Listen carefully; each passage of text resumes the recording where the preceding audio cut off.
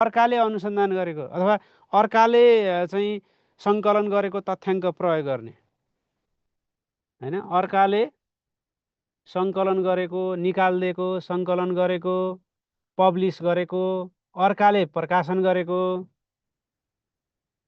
हैन।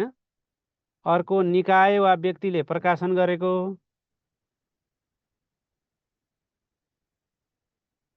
व्यक्तिले प्रकाशन गरेको,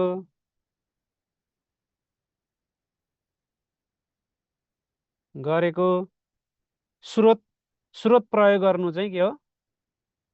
स्रोत प्रयोग गर्नु चाहिँ त्यसलाई द्वितीय स्रोत भनिन्छ।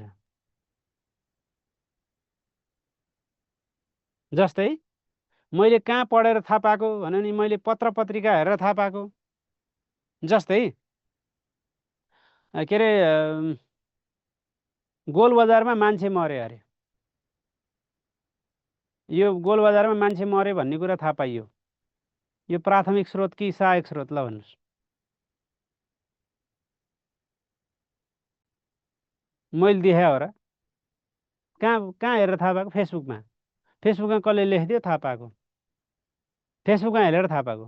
मैले देखाएँ त होइन हो। आफैले देख्यो भने, प्रत्यक्ष अवलोकन गर्यो भने, आफैले हेरेर थाहा पायो भने होइन, आफैले अवलोकन गरेर आफ्नै प्रश्न हेरेर अथवा आफैले सङ्कलन गरेर थाहा पायो, रिपोर्टिङ गर्यो भने जसले समाचार लेख्यो त्यो समाचार लेख्नेका लागि चाहिँ त्यो प्राथमिक स्रोत हुन्छ।